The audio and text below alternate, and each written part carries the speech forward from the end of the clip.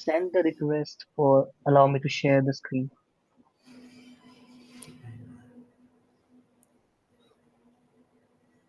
Organizers, please look into that.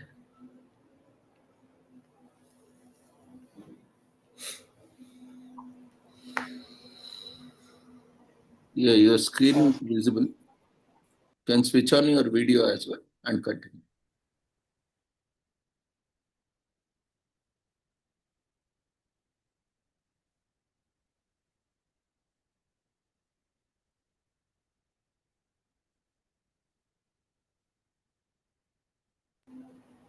Hello everyone. My name is Madan Mohan. I'm a PhD scholar at IIT Kanpur, and today I'll be presenting my topic on specificity versus structure, constraints on differential object marking in Bagri Haryana. So there is a object acquisitive data marker T, which is used to mark different objects. So what is called Bagri? It's a variety of Haryanvi spoken in few districts of Haryana, Bhiwani, Hisar, Fatehabad, which are on the border of Rajasthan. But the central puzzle in Bagadi Haryanvi object mark. This variety of Haryanvi uses the marker T to mark certain direct objects. However, its presence is not straightforward. Sometimes an object is marked, and other times a very similar object is not marked. So here you can see Us Pathar T. Here it's marked with the object marker T, but in the next example, Ya Kitab is not marked with any marker. So what principles determine what an object is marked when an object is marked with the marker T? The primary for object marking is specificity, not animacy.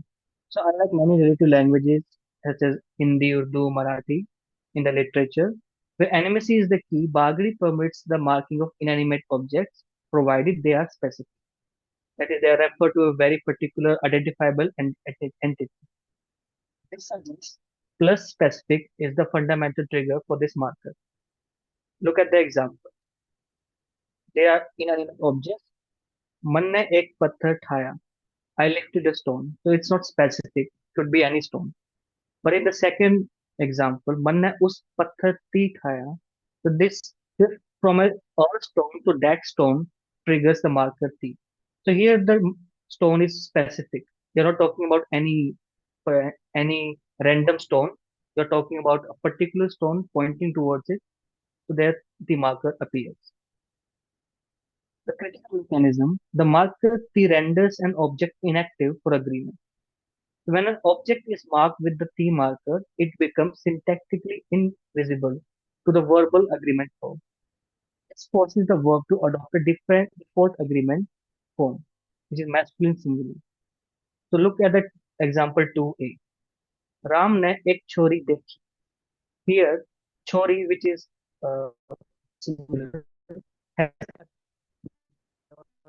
the verb dekh with the marker e. The verb ending e matches feminine object chori. Whereas in the example 2b, Ram ने वो छोरी थी देखा. So here the marker is appearing with chori, but now the agreement is not with the verb.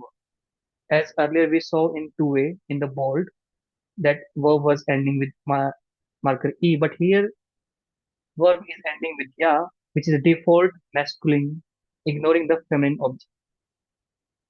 So the first puzzle.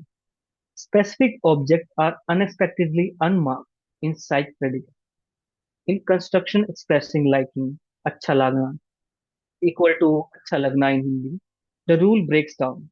Even when the theme, the object of emotion, is highly specific, it cannot be marked with the marker T. So looking at the example 3a, manna ya chori achhi lage. I like this word. But if you make this object chori specific, it becomes ungrammatical. Earlier we saw that when it was specific, T marker was coming with object, but now it's not coming. So it will be ungrammatical. Manna ya chori thi achhi lage. It's very odd, it's very ungrammatical. So why is the specificity trigger blocked here? The solution lies in a non-negotiable syntactic demand in this set predicate The verb and adjective must agree with the verb must agree with Chori in this example. Marking with T had blocked the agreement. To satisfy the agreement requirement, object must remain unmarked. The syntactic rule that applies here is verb must agree with theme, T blocks agreement, and T is prohibited to allow agreement. So hierarchy so far we have is agreement is above specificity. Now the next puzzle, specific themes are not also unmarked in direct transitive clauses. Another exception appears with verbs like to give, dena, which takes two objects, the recipient and the theme. In Bagadi, the recipient is obligatory marked with marker T, but when the theme is also specific, it remains unmarked, again violating the specificity rule. So evidence comes from this verb, this construction. In 4a, Ram ne balak piya kitab di. So child is specific, the marker is there, and kitab is not specific, so there is no marker. But in 4b, when both objects, direct and indirect, are specific, you can't use both two T markers there. So Ram ne balak piya kitab di is ungrammatic. So which object will take the marker? How does it win? Is the next this puzzle. So it's solved by obligatory distinctness constraint (ODC), which prohibits double marking, given by Monan 1994. So Bagri-Hirani syntax prohibits two instances of the T marker in a single clause. This is a structural ban on morphological ambiguity. So recipient Bharat is obligatory marked with a dative T marker.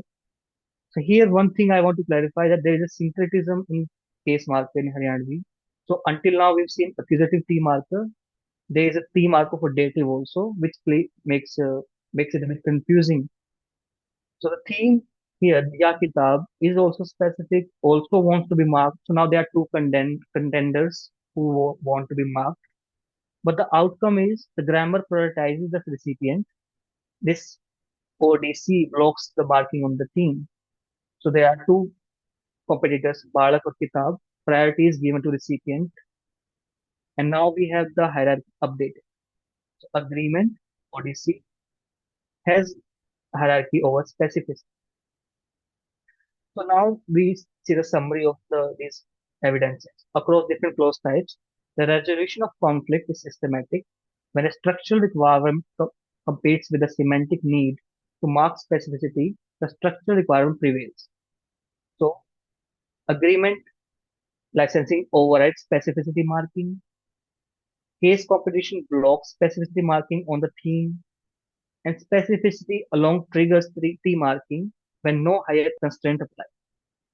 So this is a rigid syntactic hierarchy for boundary differential object marking. The highest rank constraint is structural constraint, which block is a blocking trigger. So agreement requirement is there, ODC is there. Next in the hierarchy is semantic trigger, which is specificity, and which strictly dominates the lower constraint. So last one is semantic baseline, that is animacy in other languages like Hindi, Urdu, Marathi, and other West Indian languages also. Most of them have this constraint which is higher. But in Bagadi, we see the structure is highly on the higher hierarchy in comparison to semantics. So there are three key findings based on Hierarchy syntax of Bagadi. Number one, specificity is the driver. The primary trigger for object marker in Bagadi is specificity, strong enough to mark in any means. Marking blocks agreement. The marker T function as a syntactic barrier to verbal agreement, forcing a default verb form. And structure is supreme. This semantic trigger is systematically overridden by the structure requirement of agreement and case distinctions. So it has broader implications. These findings position Bagadi as a critical data point in Indo-Aryan typology, sharing features with standard Hindi where agreement blocking happens, but showing a sensitivity to specificity that aligns with more pragmatic based systems. These are some abbreviation terminology that I used in the data. These are my key references. And with that, I conclude my presentation. Thank you, and Ram Saran. Thank you.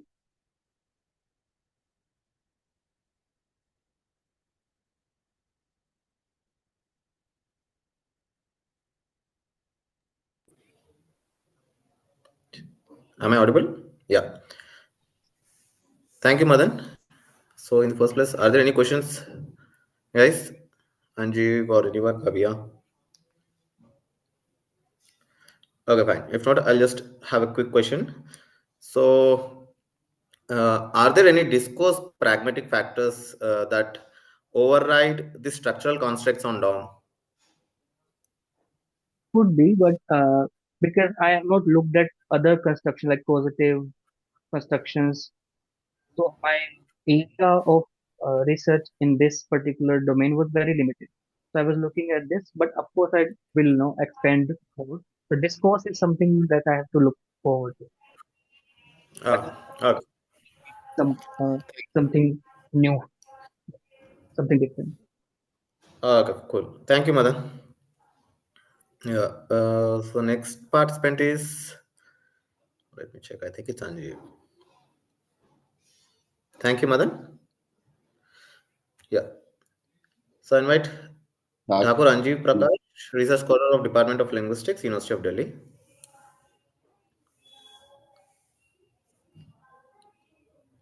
Anjeev? Series. But Yeah. Just unmute yourself and start the presentation. Cool. the screen visible. Cannot see.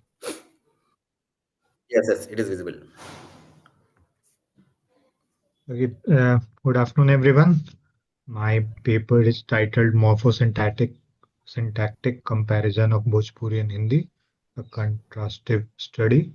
The focus of this study is to examine whether Bhojpuri, which is often perceived as a dialect of Hindi, exhibits, exhibits, exhibits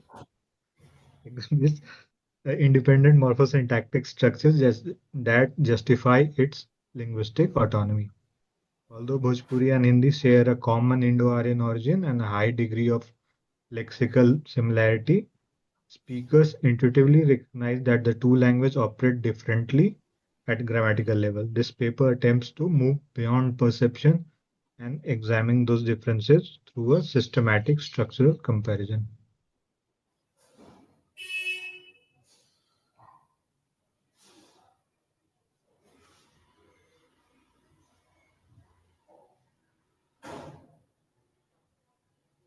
The Bhojpuri is spoken by more than 50 million people across eastern Uttar Pradesh, western Bihar, and parts of Jharkhand, as well as in diaspora communities. Despite this, it remains marginalized in formal education and administration where Hindi dominates. Most existing discussions around Bhojpuri focus on literature or sociolinguistics. There is a comparatively less emphasis on its morphosyntactic system, especially in contrast with standard Hindi. This study seeks to fill that gap. So, data for this study is drawn from native speaker illustration and references grammar of Bhojpuri and Hindi.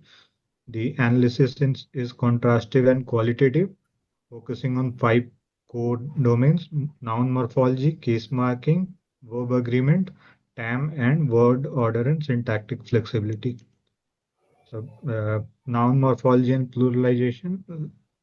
In standard Hindi, pluralization is typically marked through inflectional changes. For example, ladka becomes ladke, kitab becomes kitabein. In Bhojpuri, plural marking often analytical and optional. We find no forms such as laika becomes laika log or laika sab, and kitab becomes kitab sab. Or uh, here, Bhojpuri prefers a post-nominal plural marker rather than internal inflection. This suggests the tendency towards morphological economy and analytic structure. Uh, One of the most striking differences appears in case marking, particularly ergativity. In Hindi, we observe a split ergative system in perfective constructions. Ram ne khana khaya, the ergative marker ne in perfective. In Bhojpuri, the equivalent sentence is Ram khana khaile, where though here there is no overt ergative marker. The grammatical relationship is inferred from verb morphology and word order. This indicates that Bhojpuri either lacks a fully grammaticalized ergative system or has significantly reduced it. This divergence has major implications for second language acquisition of Hindi by Bhojpuri speakers. Uh, Closely related to ergativity is verb agreement. In Hindi, verb agreement shifts depending on whether the subject is ergative or nominative, like Sita ne aam khaya or Sita ne aam khai.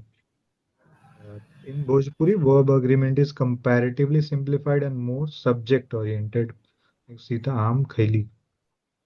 This simplification reduces cognitive load and contributes to Bhojpuri's efficiency as a spoken language. Bhojpuri shows agreement simplification.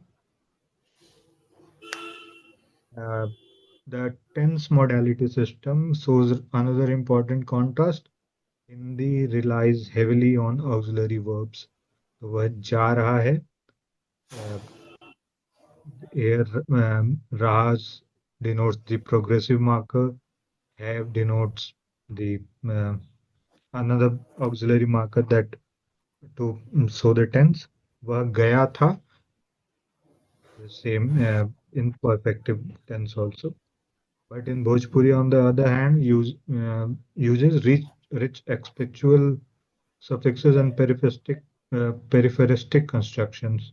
The ujat ba and uchal gail both don't use uh, uh, auxiliary verbs heavily. These suffixes encode fine-grained aspectual distinctions and reflect Bhojpuri's strong oral tradition. Now, the word order and syntactic flexibility. While both languages follow a basic subject order verb SOV order, Bhojpuri allows greater syntactic flexibility. Hindi typically refers to it is a relatively fixed SOV language where Ram ne kitab padhi cannot be when we are using ergative case, we cannot change the order. But Bhojpuri permits multiple pragmatic arrangement like Ram Kitab Padlas, Kitab Ram Padlas. This flexibility is driven by discourse emphasis rather than strict syntactic rules. The key finding the Bhojpuri and Hindi share vocabulary but not identical grammar. Bhojpuri is not corrupt Hindi. Bhojpuri shows reduced inflection and greater reliance on analytic construction. Bhojpuri possesses an independent morphosyntactic system, and the data challenges the notion that Bhojpuri is a mere non-standard form of Hindi.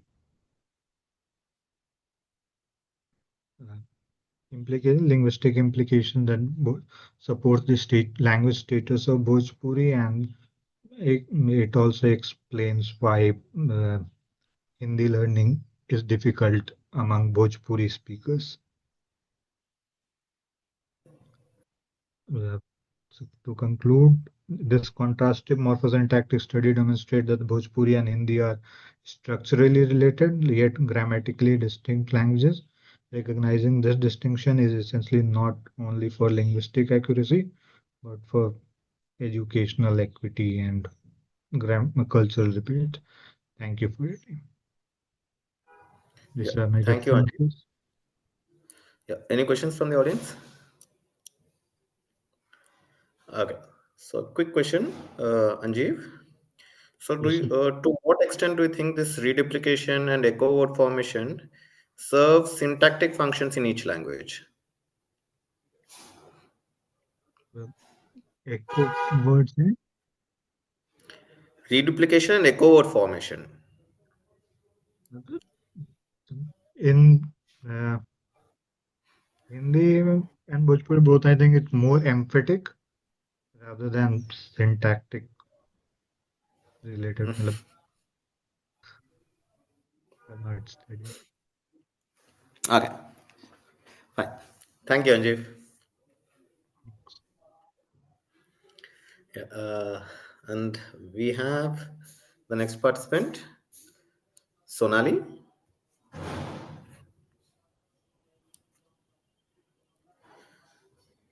And and she's from the Department of English, KTHM College, and she's presenting on trauma of racism in Chimamanda. I'm sorry, it's a novel. Okay, Sonali, are you there?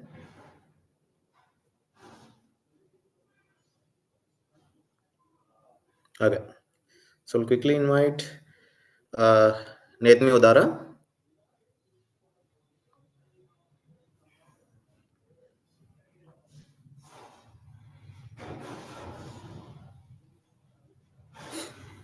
Hello, sir. Yeah. One second.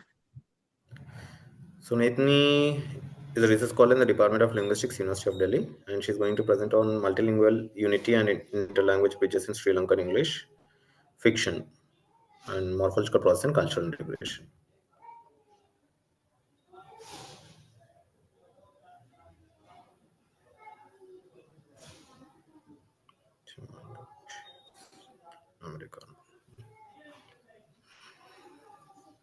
So, Yeah. good evening, everyone. So, as introduced by Dr. Sushil Kumar, I'm Netmi Udara from the Department of Linguistics of University of Delhi. So, today I'm going to present my study on multilingual unity and interlanguage bridges in Sri Lankan English fiction in terms of morphological processes and cultural integration. So, these are the contents that I will be discussing today. Moving on to the introduction.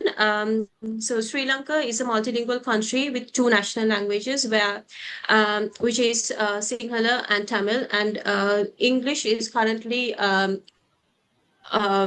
nominated as the link language of the country. And with the British colonization, we were gifted with English, and it got contacted with the two national languages, and our own variety of English was introduced, which is also called as Sri Lankan English.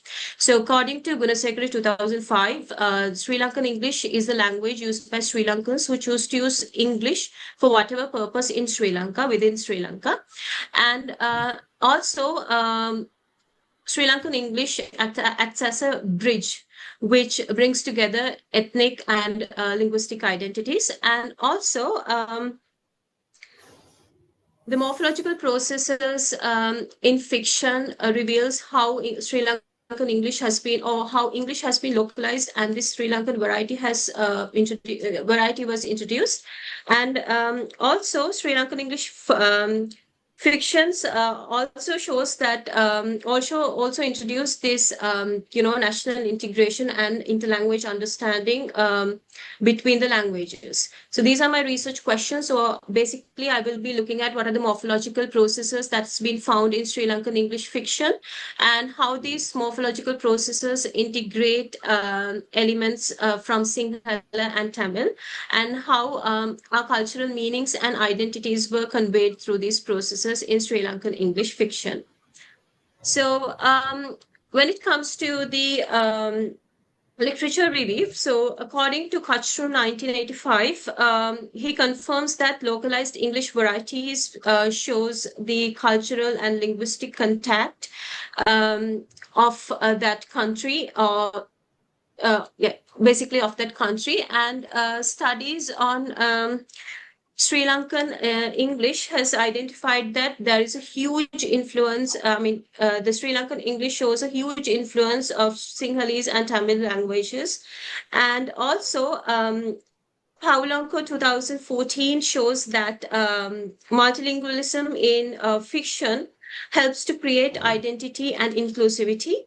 And however, when it comes to my research, so the morphological processes in Sri Lankan English have been studied, but the thing is, it has not been studied as a tool for interlanguage bridging and national integration itself. So when it comes to the methodology, three fictions was used.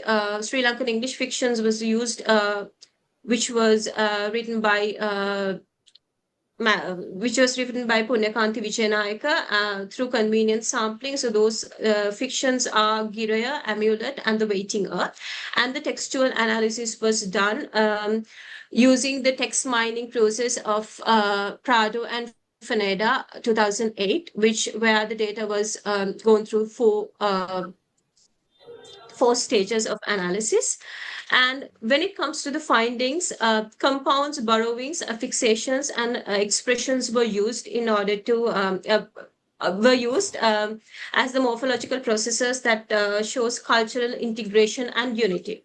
So when we come to the compounds, so here I was able to find Sinhala compounds, and also English along with either Sinhala or Tamil words. So, for example, Bulat Hepua, Nalal Patiya, Kiribat. So those are Sinhala compounds where, for example, hungry Perethias. So that means hungry is from English and Perethias is from Sinhalese language. So that means which refers to a hungry, greedy men. Perethias is greedy men in Sinhala language. So, for example, there's another word, bas anna. So, anna is a Tamil word which is which is used to refer to the brother, and bus is an English word which I mean, the word bus anna is referred to either for the bus conductor or the driver. So there are some other examples as well. Because of the time constraints, I won't be going in detail to compound. So moving on to the borrowings. There are borrowings from Sinhala language. Dola is the, the offering that you do in order to please demons. So we have this cultural festival where it is also called as Tovil, where we offer offerings for demons. So those are borrowings from Sinhala. And for example, Tali. Tali is something which comes in Tamil language, which is also called as the pendant, which is worn by the married woman. And Mudaliya and Pavam, those are from Tamil language. Those are the borrowings which were taken from Tamil language. And Hambiliya and BD. BD is a local cigarette, which is once again originated from Sinhalese language. And those things are being used in Sri Lankan English fiction that I have analyzed. So affixations, when it comes to affixations, here you can see along with Sinhala and Tamil words, the pluralization marker of English has been used. For example, Gatha is a chanting.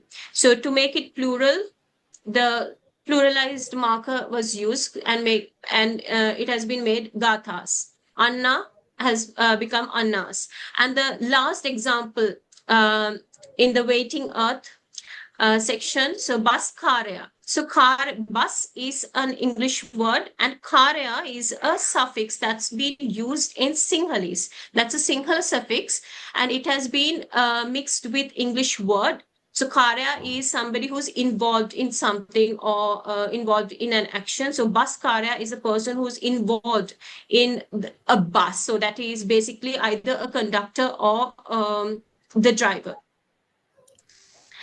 And also when it comes to expressions, the words like ayyo, burukata, that means oh no, and nonsense, lies, those are the expressions, Sinhalese expressions that has been incorporated. And this, the words like appadiya, ayyo pavam is something which is Sinhala and also Tamil mixed expression, and anne. So those are, you can see that both Tamil and Sinhala expressions that are being used in these Sri Lankan English fictions. So moving on to the cultural inclusion and integration. So you can see that Sinhalese and Sinhala language and Tamil language were involved with English simultaneously throughout these novels. And here I have given summary where both languages are equally used in order to express maybe religious rituals, maybe kingship, or food and daily life, and emotions and identity. So this has been continued throughout these three fictions. And when it comes to cultural realism and also emotional universality, so I have quoted two examples here. For the first one, Ayyo, what we women have to go through. So here Ayo word is not just a borrowing from Sinhala language, but it carries the pain, the empathy, the resilience, which runs deep in the South Asian culture. So therefore, it is not something you can, directly translate it to English, because it is heavy with emotion, and also history and lived experience. So you don't have equal words to compare to those, Sinhalese terms. And also the last one, Ayo Pavam, the poor woman lost her tally chain in the Kovel. So here you can see it is a combination of three languages. Once again, you have Sinhala, Ayo, you have Tamil, and also you have the English syntax. So it is an entire, I mean, it shows that how languages naturally blend in Sri Lankan English. So, and this is also a very good example to show how language coexist without being separated, but in a context which is in a context where with shared identity.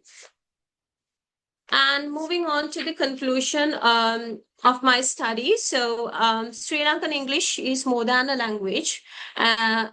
Actually, it is a cultural bridge that brings Sinhala and Tamil identities together. And through creative use of morphology, the writers have turned Sri Lankan English into a shared national voice. And Sri Lankan English is a very neutral place for languages to coexist without dominance or exclusion. And these linguistic fusions show that diversity, harmony, and multicultural reality of Sri Lankan context. And finally, the inclusion in Sri Lankan English is not about ignoring the difference, but about celebrating the multiplicity and the unity through the language. So I would like to wind up my study stating that the Sri Lankan English is the language of coexistence. It is a living, it is a living testament which shows the words can unite where histories were once divided. Thank you. Thank you, Netmi. I got few questions, but I'll ask you in the end. Yeah. Any questions from the participants? Yeah. Nil. Thank you, Netmi. And the next participant is Dr. Sitaram Rathod, Government Degree College in Jalgura, Hyderabad, and he is going to present on Bharatiya Bhasha Pariwar की अवधारणा एवं हिंदी की एकीकृत भूमिका. Dr. Sitaram Rathod, are you there? He's not there. Okay. So let's call Bhavya CP and Dr. VM Subramania Sharma from Department of Linguistics, University of Delhi. And Bhavya will be presenting on the erosion of Janajatiya tongue, mapping endangerment trends in Malayalam via UNESCO trends. So what is this Janajatiya tongue? A quick. Janjatiya is just a Sanskrit origin word which basically describes indigenous languages. So that's just how we are supposed to use that. Why did you use the question? Because it's Bharatiya Bhasha Pariwar, so something everything should be should be from there. Fine, fair enough. Go ahead. Yeah.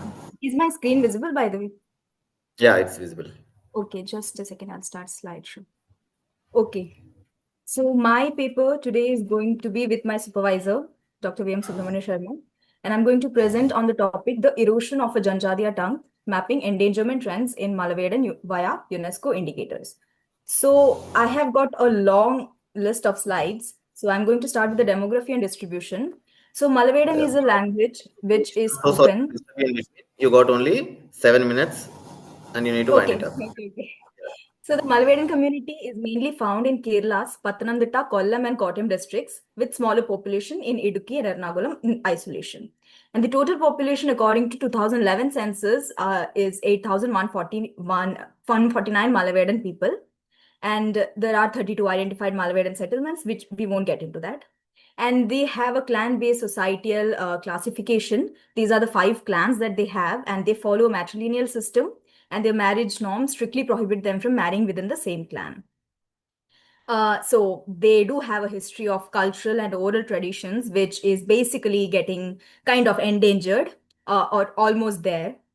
So the etymology is that Mala means mountain and Vedan means hunter. So historically, Malavedan people relied on hunting, and that reflects their name. And literature review, as of such, we cannot point towards much of literature. Although the Kerala Institute for Research Training and Development Studies of Scheduled Caste and Scheduled Tribes, they published a volume on the community in 2023. Its focus was primarily ethnographic rather than linguistic. And even though there is some considerably outdated academic records in repositories like Glotalog, for example, Begum or Kumari 1977, there hasn't been any thorough contemporary linguistic documentation of the language in recent decades. We'll go to the methodology now. So the study utilized a quantitative study, which is adapted from UNESCO Language Vitality and Endangerment Framework 2003. The primary objective was to assess the current vitality of the Malayalam language across the 9 standardized factors established by UNESCO ad hoc group. The instrument was a structured questionnaire, which was designed to evaluate specific indicators of language endangerment, and it was divided into 2 parts. Demographic profile. It collected data on age, gender, settlement, location to ensure a representative sample. And the second part was a vitality assessment, which covered UNESCO's 9 factors, and which helped me to grade these factors and come up with an analysis on where Malayalam stands on UNESCO's 6 scale of endangerment, which basically is safe, unsafe, vulnerable, definitely endangered, severely endangered, critically endangered, and extinct. So these are the 9 factors. Quickly, we have intergenerational transmission, absolute numbers of speakers, proportion of speakers, trends in existing domains, response to new domains, materials for education, institutional attitudes, community attitudes, and amount of documentation.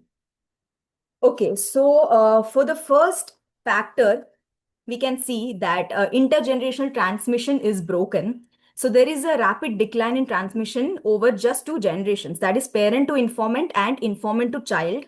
When they are asked that if the parents speak Malayalam to them, the majority of the informants, largely in the age group of 50 to 70 age, they responded positively, while others reported sometimes, and only a small minority reported that their parents never spoke to the language to them.